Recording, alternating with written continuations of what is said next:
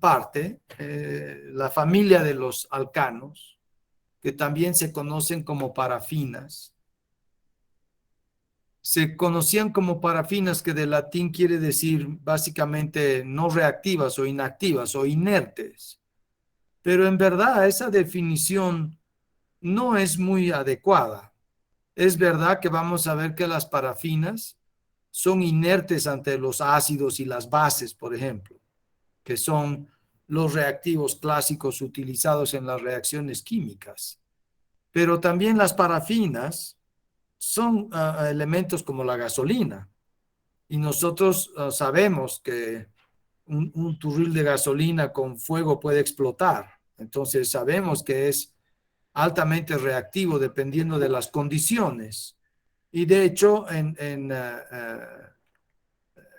se utiliza esta como fuente de energía dependiendo de las condiciones en las que vamos a usar. Basta una chispa para que reaccionen con el oxígeno. Entonces, vamos a tener que ir conociendo un poco cómo funcionan estos elementos. Y la razón por la que vamos aprendiendo la química orgánica, se puede decir in vitro, quiere decir cuando hacemos las reacciones en el laboratorio, es porque en el laboratorio nosotros sabemos lo que vamos a mezclar y esperamos o podemos definir qué clase de compuestos vamos a obtener y podemos repetir en variando las condiciones y podemos aprender mucho porque se puede hacer reacciones en gramos o en kilos o finalmente en toneladas, algo que no se puede lograr con las células.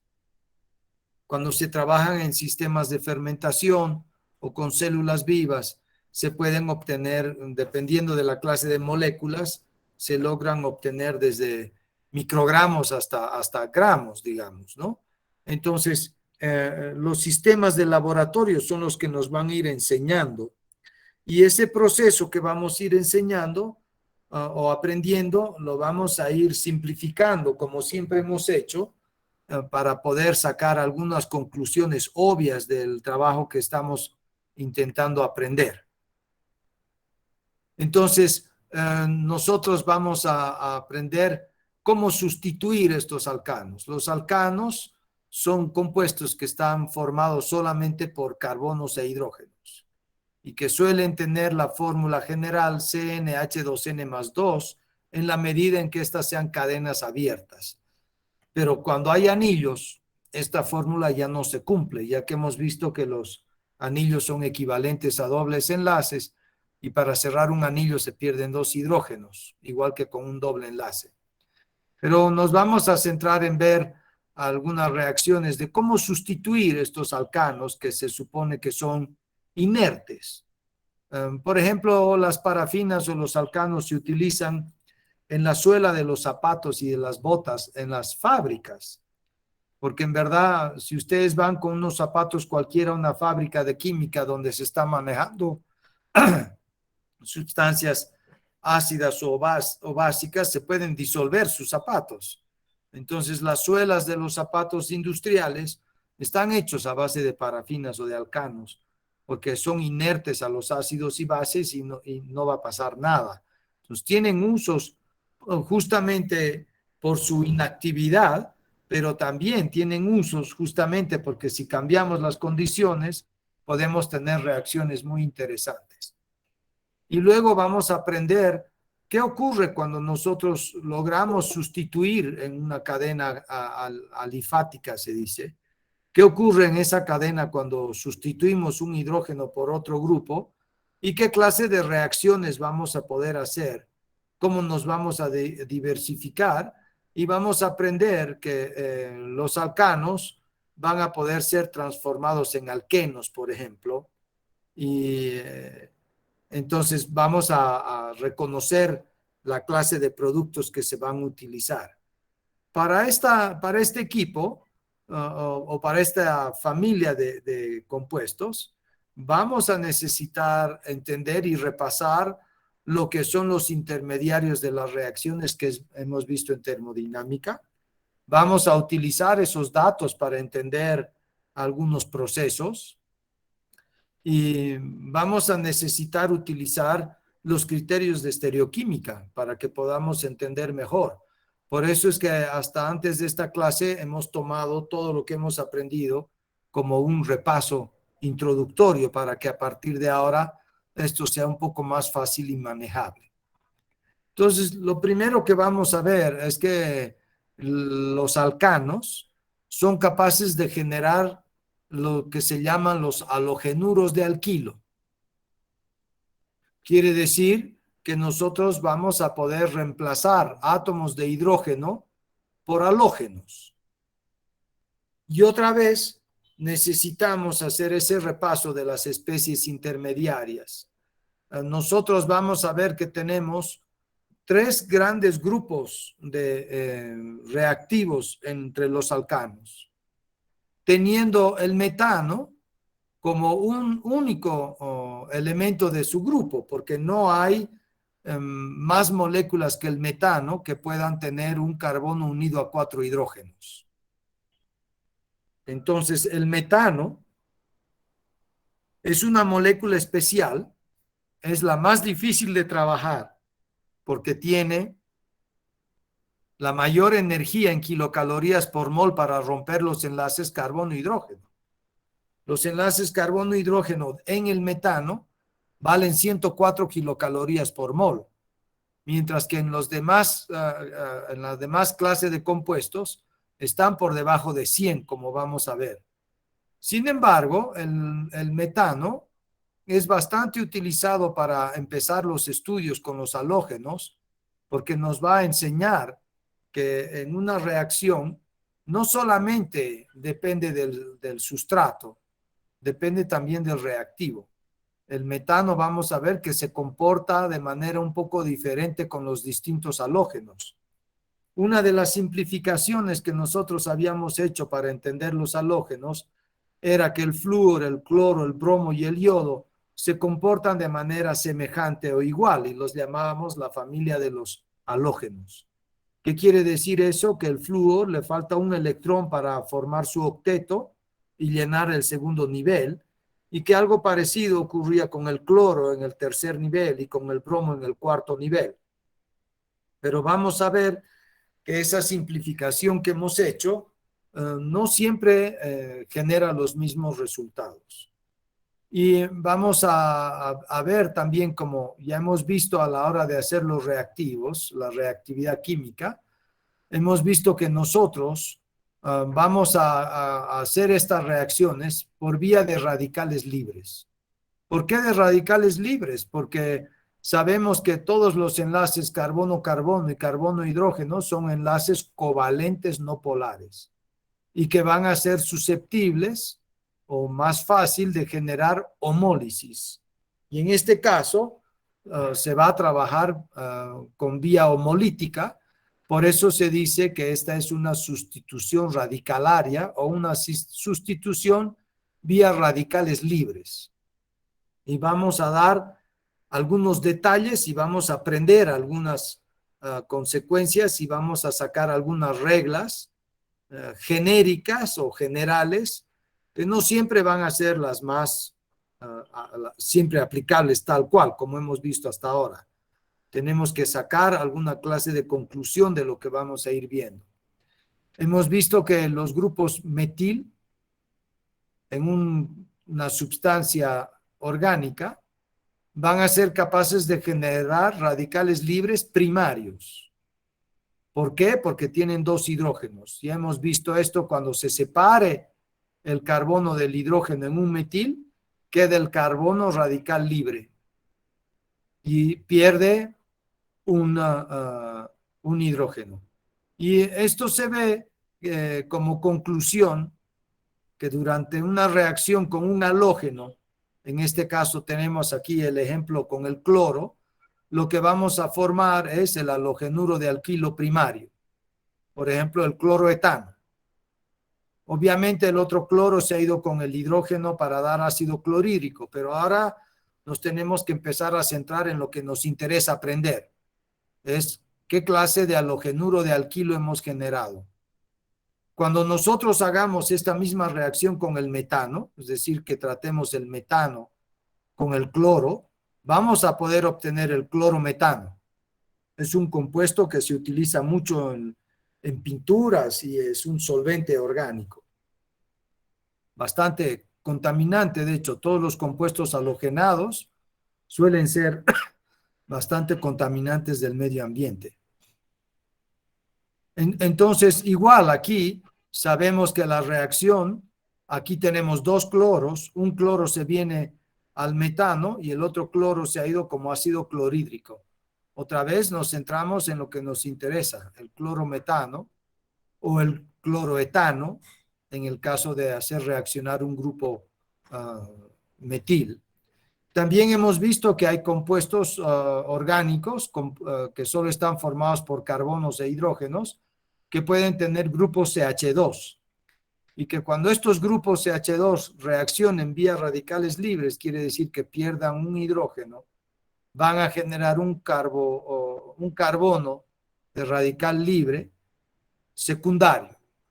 ¿Por qué secundario? Ya hemos visto porque solo tiene un hidrógeno como en el intermediario o presenta dos sustituyentes. Y nos va a dar, cuando nosotros tratemos esta clase de molécula con un halógeno como el cloro, en presencia de un catalizador que va a ser la luz, vamos a obtener un halogenuro de alquilo secundario. ¿Por qué secundario? Porque solamente el carbono que contiene el cloro o el halógeno tiene un solo hidrógeno. Igual que en los alcoholes, ustedes ya han debido ver alcoholes primarios, secundarios, terciarios. Entonces dice que este es un halogenuro de alquilo secundario.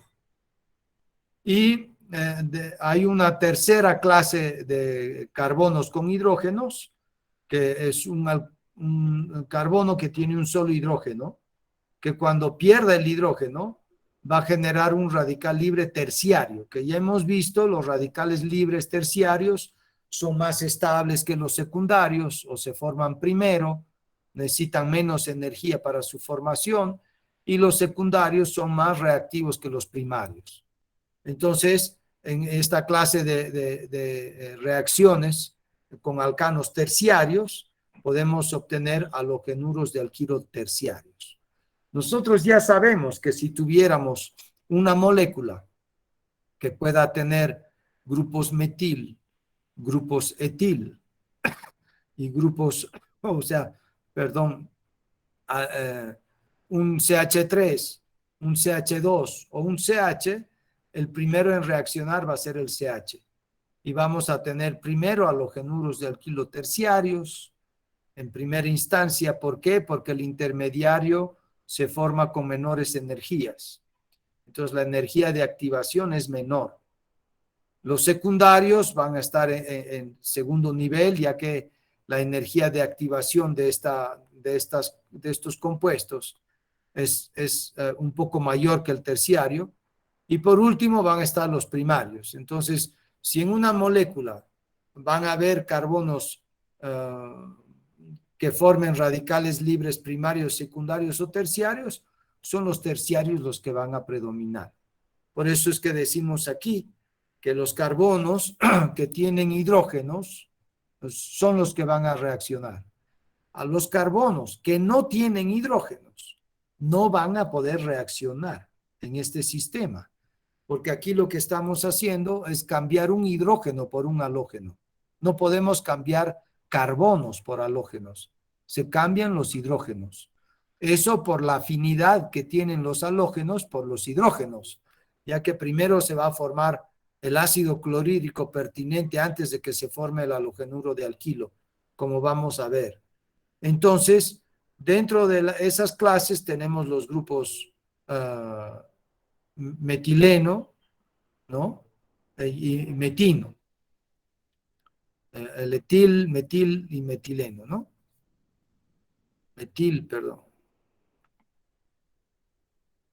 Entonces, la otra cosa que vamos a entender es que esta reacción va a ser vía radicales libres y que estos, como se van a poder formar varios radicales libres, muchas de estas reacciones van a dar unas mezclas de compuestos polialogenados y vamos a tratar de simplificar para saber qué clase de productos vamos a obtener. Entonces, en un primer acercamiento, lo que se hizo es entender qué pasa cuando nosotros tratamos el metano. El metano es más fácil de trabajar porque solamente tiene carbonos e hidrógenos. Y por lo tanto, aunque es el que más energía necesita para reaccionar, es más fácil de caracterizar lo que se va a formar. En esta tabla de interés tenemos los enlaces, los calores de entalpía o los valores de las energías de formación de los enlaces carbono-flúor en un metano, cloro o la ruptura del enlace carbono-hidrógeno, la ruptura del enlace flúor-flúor o cloro-cloro o bromo-bromo, yodo-yodo, y los valores de formación de los enlaces carbono-halógeno. Es decir, en este caso, cuando el halógeno es flúor, el enlace es súper poderoso, si ustedes se dan cuenta, vale 116 kilocalorías por mol. Por eso es que se puede formar el teflón y aguanta toda clase de temperaturas, porque el enlace carbono-flúor es súper fuerte y es difícil de romper. Si ustedes analizan esta tablita con calma, van a ver que el enlace carbono-flúor es el más fuerte. Miren, es 116.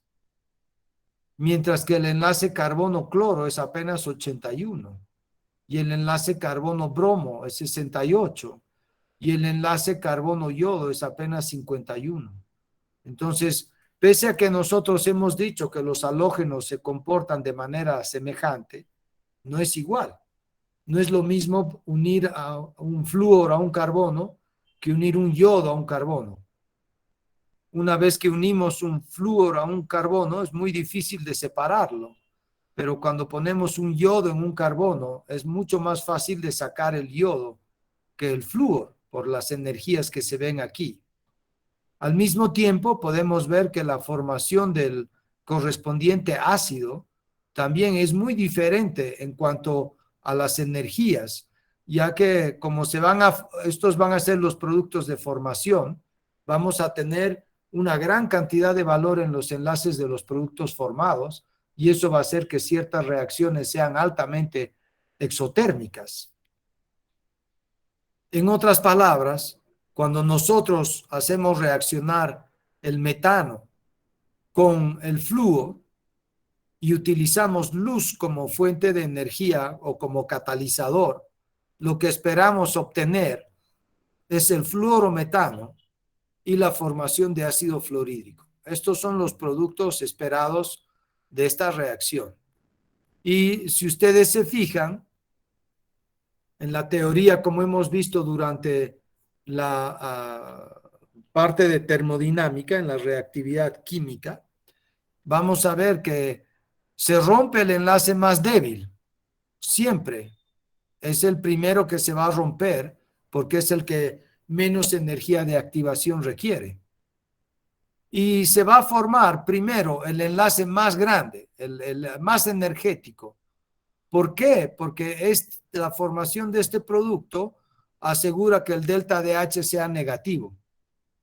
Se rompe el más débil, se forma el más fuerte, de tal manera que la reacción tiende a ser exotérmica viable.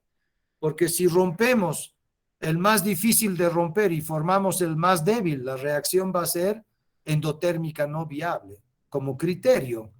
Entonces, la cosa es que cuando nosotros hacemos reaccionar el metano con el flúor y esperamos la formación de fluorometano y ácido fluorhídrico, los enlaces que se rompen, de acuerdo a la tabla que tenemos a la mano derecha, es un enlace carbono-hidrógeno del metano que vale 104 kilocalorías por mol. Se rompe el enlace flúor-flúor, ya que un flúor se va a ir al metano y el otro se va a ir con el hidrógeno del metano.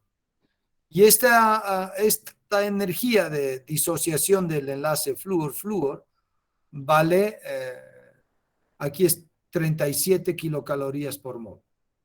ponemos aquí. Entonces, los enlaces que se van a formar son carbono-flúor, y el enlace carbono-flúor vale 116 kilocalorías por mol, como está en la tabla de entalpías, y el enlace hidrógeno-flúor. O sea que se han roto dos enlaces, carbono-hidrógeno y flúor-flúor, y se han formado dos enlaces, carbono-flúor y hidrógeno-flúor. Cuando nosotros sumamos, ya sabemos que los valores de la suma de los enlaces de los productos va a tener un signo negativo, y el valor de los enlaces rotos en los reactivos va a tener un valor positivo. Esta es la clase de energía que tenemos que dar, y esta es la clase de energía que vamos a recibir del sistema. Y aquí podemos ver que cuando hacemos esa diferencia, el delta de H es de menos 110 kilocalorías por mol. O sea, increíblemente exotérmica. Nosotros hemos visto que cuando tenemos un delta de H de menos 4, ya se formaba el 99.9% de producto, pero imagínense con menos 110. De hecho, si nosotros hacemos reaccionar el gas de metano con gas de flúor y encendemos la luz, explota. Es una reacción altamente exotérmica, viable, de hecho incontrolable, por esta cantidad de energía que se libera, y se genera una explosión. Y se forma el fluorometano. O sea que tratar el metano con flúor nos da fluorometano de una manera con un rendimiento altísimo. O sea, 99,99999, 20 veces 9 de producto. Quiere decir, no queda nada de reactivo fundamentalmente.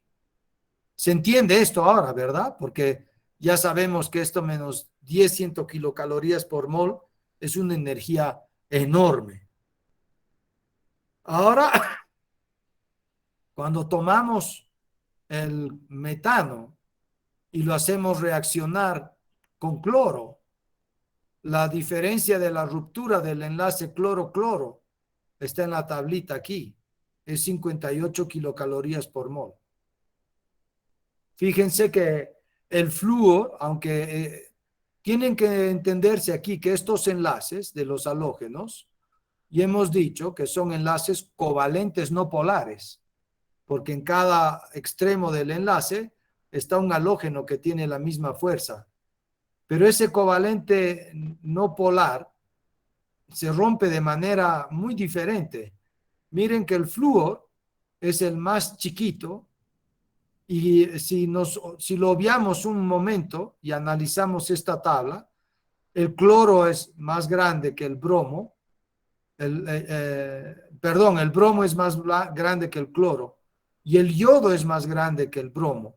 Y parecería que mientras más grande el halógeno, más fácil de que se rompa el enlace. Y eso es verdad para el cloro, el bromo y el yodo, pero no para el flúor. El flúor, que es el más pequeño y es el más electronegativo, casi tiene la misma energía de ruptura que el yodo, que es el más grande. Entonces el flúor se comporta de una manera muy particular. De hecho, pueden ver también en la formación del enlace halógeno-hidrógeno que la formación del ácido fluorhídrico es enorme, el valor del enlace comparado con el ácido iodídrico, por ejemplo, ¿no?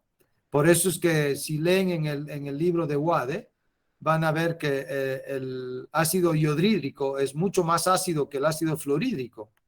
¿Por qué? Porque el enlace eh, hidrógeno-yodo se rompe mucho más fácil que el enlace flúor-hidrógeno. Entonces, el ácido iodídrico es mucho más poderoso que el ácido fluorhídrico, por ejemplo. Y ya de aquí nosotros podemos llegar a varias conclusiones analizando estos números. Ya tenemos criterios para analizar esto. Entonces, cuando hacemos la reacción del metano con el cloro, la clase de energía que se obtiene para tener el clorometano comparado con el fluorometano es muy diferente. Miren, es menos 22 kilocalorías por mol. Nuevamente, es una reacción altamente exotérmica, viable, con una cantidad de producto importantísima, porque ya sabemos que con menos 4 hay 99.9, con menos 22 ya sabemos que básicamente es puro producto y no reactivo. Entonces se consume todo, podemos decir, pero ya no es explosiva, ya es manejable. No es como el flúor, miren, el delta de H con el flúor era menos 110, ahora es solo menos 22. Y cuando hacemos la reacción con el bromo inclusive podemos ver que es menos energético que con el cloro. Eh, la ruptura del bromo es más fácil, requiere de menos energía y la formación de los productos nos da un delta de H o delta de G de menos 6. Ya sabemos que con menos 4 es 99.9, casi todo producto. Entonces, con el bromo también va a ser casi todo producto y la reacción es mucho más fácil de controlar. Ya no hay grandes energías liberadas. Esto se puede hacer en baños. Este del flúor es una explosión directa, no hay cómo controlarla. En cambio, el bromo y el cloro sí se pueden controlar. Y el yodo, que de acuerdo a lo que deberíamos de decir, los halógenos se comportan igual y deberíamos ser capaces de poner el yodo también en el metano, pero vemos que la energía, cuando hacemos la suma de estas, de los enlaces, vemos que el delta de H es más 18. Eso quiere decir que esta reacción, por ejemplo, es endotérmica no viable. Quiere decir que no vamos a poder poner el yodo en el metano. Es más fácil sacar el yodo del metano que ponerlo. La reacción iría en el otro sentido, de derecha a izquierda y no de izquierda a derecha, que es lo que estamos proponiendo aquí. Entonces ya empezamos a ver que el sustrato es siempre metano. Y de acuerdo a lo que hemos aprendido, el metano con los halógenos debería dar halogenuro de metano, independiente de lo que sea. Pero no es tan cierto. Uno explota, el flúor explota, el cloro y el bromo los podemos formar controlando y no podemos obtener el yodo metano, porque es una reacción exotérmica, por lo menos no en el laboratorio y de la forma propuesta aquí. Entonces, ¿qué pasa cuando nosotros tenemos una molécula como la que tenemos aquí a la mano izquierda, donde resulta que tenemos grupos CH3, grupos CH2 y grupos CH? Quiere decir que podemos formar radicales libres primarios, secundarios y terciarios. Y nosotros hacemos la reacción con bromo, aquí como está en la parte inferior, aquí abajo. Vamos a ver que cuando se hace la reacción con bromo, por cada 1600 moléculas que se forman del bromo terciario, del radical libre terciario, quiere decir del grupo CH, por cada 1600 moléculas de estas, se forman 82 del derivado que viene del radical libre secundario y se forma apenas una del radical libre primario. Desde ese punto de vista, nosotros podemos decir que el bromo es altamente selectivo y que va a formar solamente o principalmente derivados del radical libre terciario. Quiere decir, del carbono, se va a unir al carbono que tiene menos hidrógenos. Esto se ve muy claro aquí en esta fórmula. Pero, ¿qué pasa cuando sometemos el mismo compuesto y lo tratamos con flúor? Y vamos a ver que el flúor por cada 1.4 moléculas del terciario forma 1.2 del secundario y forma 1 del primario. En otras palabras, al flúor casi que no le interesa si el radical libre es primario, secundario, terciario. Lo único que quiere es sacar un hidrógeno y formar ácido fluorídrico. ¿Por qué? Porque es un enlace muy fuerte, 135, miren. Es el enlace de mayor energía, muy difícil de romper y fácil de formar porque es el más energético. Sin embargo, dicho esto, que aparentemente el flúor le vale lo mismo que sea primario, secundario, terciario, siempre podemos ver una pequeña diferencia entre ellos. Y podemos ver que con el radical libre terciario del carbono hay una diferencia de un 40%. Hay un 40% más del terciario que del primario. Entonces, parece haber una tendencia donde el bromo la muestra de manera más clara y contundente. Luego vamos a hacer una reacción, entonces, cuando tenemos ahora un compuesto como el terbutano, donde solamente tenemos dos clases de carbonos, un CH aquí y los CH3. El grupo metino, que es el CH, va a generar un intermediario radical libre terciario, quiere decir de esta forma. Aquí estarían los tres grupos metil y el hidrógeno. Y cuando forma el intermediario, ya sabemos que los intermediarios van a tener hibridación sp2 y van a poder reaccionar por ambos lados del plano. Entonces, este carbono va a generar un radical libre terciario. Y los otros del metil van a generar un radical libre primario, como lo vemos aquí. Los grupos metil generan radicales libres primarios. Y hemos visto que los primarios se forman con más energía que los terciarios. Y hemos visto que en los terciarios de 91 a 98 hay 7 kilocalorías de diferencia. Puede ser grande la diferencia entre los productos que se podrían formar. Y solamente puede formar esos dos radicales libres. Y entonces nosotros cuando hacemos reaccionar con el cloro, vamos a ver que el cloro da 72% del terciario y da 28% del producto primario. Y cuando nosotros hacemos reaccionar este mismo sustrato que solamente genera radicales libres terciarios y primarios y lo tratamos con el bromo, genera 100% del bromo terciario y 0 del bromo primario. Quiere decir por debajo de 0,01%. Ya lo estamos redondeando. Entonces aquí ya estamos viendo que el mismo sustrato no siempre va a generar el mismo producto dependiendo del reactivo que utilicemos. Pero sí podemos decir que en ambos casos, tanto el bromo como el cloro, hay una preferencia por el carbono que tiene menos hidrógenos. ¿Se entiende esa parte? ¿Se entiende hasta aquí? Sí, doctor. Sí, doctor. Excelente.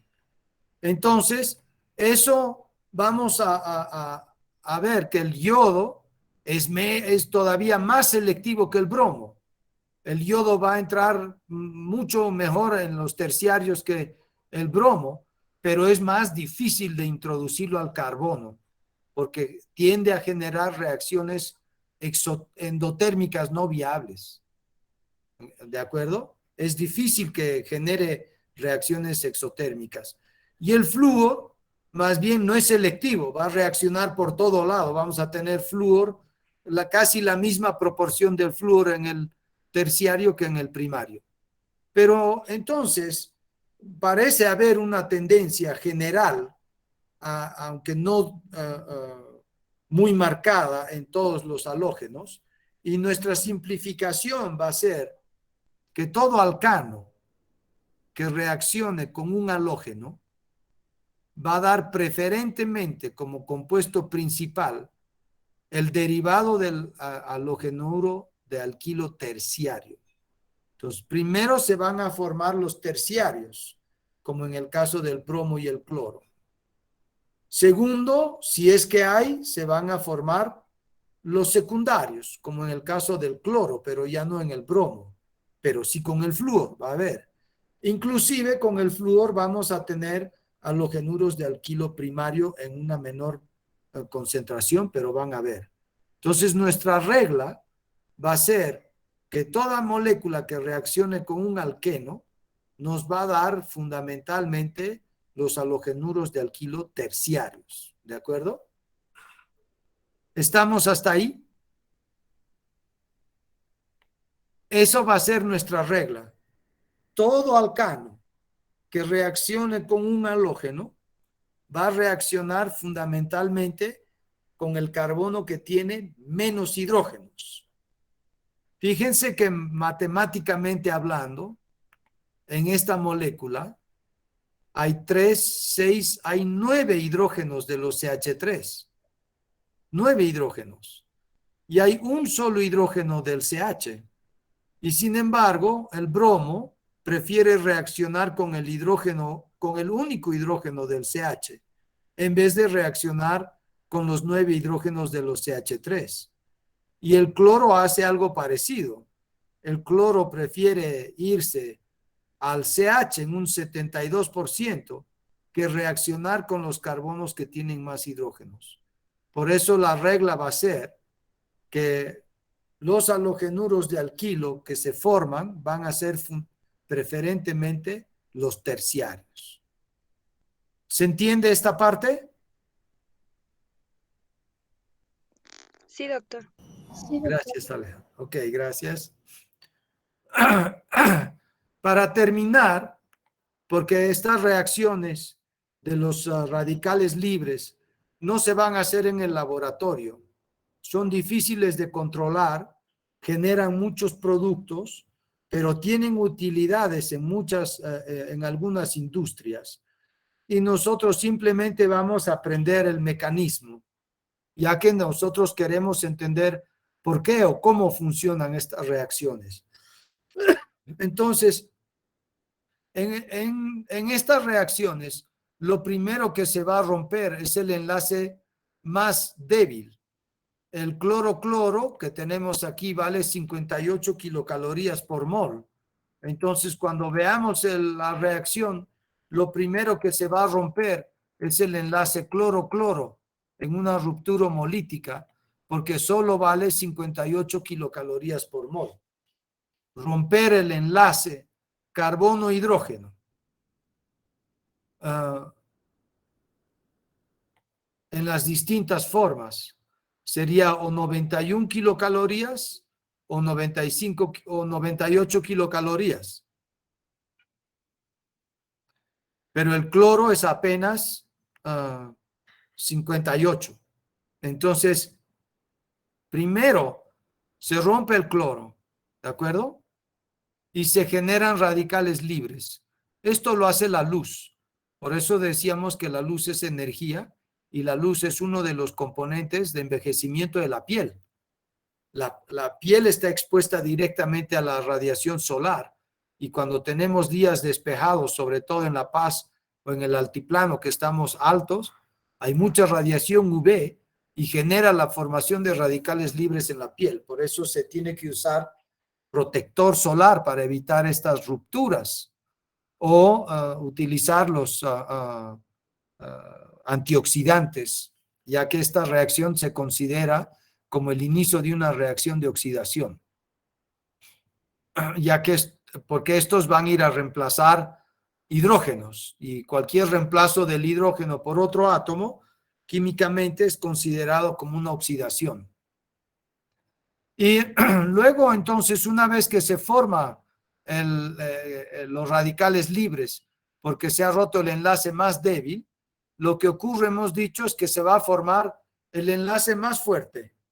En este caso es el ácido clorhídrico que vale 103 Entonces, en el mecanismo va a tender a formarse primero el ácido clorhídrico, que vale 103 kilocalorías por mol. ¿Cómo se va a formar ese ácido clorhídrico? El cloro ha venido como radical libre y se va a robar el hidrógeno. ¿Cómo va a salir el hidrógeno? ¿Quién me sabe decir?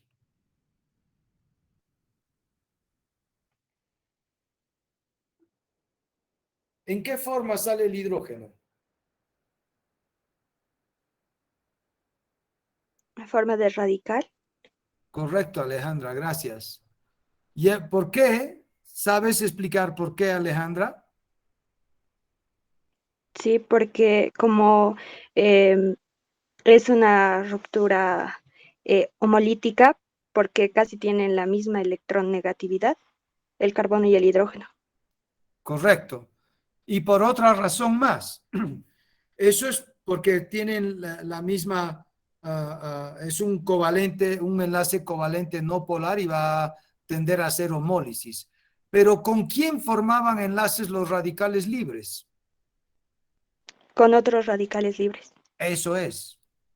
Esta es la razón, además, por la cual si va a haber reacción, el enlace carbono-hidrógeno se va a romper homolíticamente porque el cloro que tiene es un radical libre, va a reaccionar con otro radical libre formando el enlace hidrógeno-cloro. Un covalente polar ahora. Y entonces el carbono queda como un radical libre. ¿Se entiende eso? Sí, doctor. Sí, doctor. Excelente. Entonces ahora este radical libre es inestable. Y aquí la reacción, digamos, empieza cuando encendemos la luz. Si en cuanto empieza la reacción apagamos la luz, la reacción continúa. Se dice que la reacción tiene un proceso de propagación. Esta primera etapa de ruptura homolítica del halógeno se llama la etapa de iniciación. Es la formación de los radicales libres. Crea dos radicales libres de cloro. Luego el radical libre de carbono, metil, radical libre, no es estable y va a tender a reaccionar con el enlace más débil, otra vez con una molécula de cloro, porque no todo el cloro se va a romper con la luz. Acuérdense que aquí hay, en un mol, hay 6.022 por 10 a la 23 moléculas. Es un número gigantesco. Entonces, iniciamos los primeros radicales libres, apagamos la luz y la reacción igual continúa. ¿Por qué? Porque el radical libre de metano va a reaccionar con la molécula de cloro, que es el enlace más débil, y se va a formar el clorometano, que como hemos visto, tiene la siguiente energía alta de formación. Tiene 81 kilocalorías por mol. Entonces, se va a formar este clorometano. Y al formar eso, se forma otro radical libre de cloro. Aquí habíamos consumido solo uno, quedaba uno, pero el metano, el radical libre de metano, va a generar al reaccionar con cloro otro radical libre. Ahora hay dos radicales libres. Entonces, esto entra en un loop, se dice. Se da vueltas la reacción consumiendo cloro, generando radicales libres y generando clorometano y radical libre y Doctor, clorometano. ¿Sí? perdón que lo interrumpa, es que ya nos han asignado gabinetes y de algunos grupos ya está comenzando. Ok, perdón entonces, aquí vamos a parar, es verdad, me tienen que recordar, porfa. Bien, entonces, Hasta que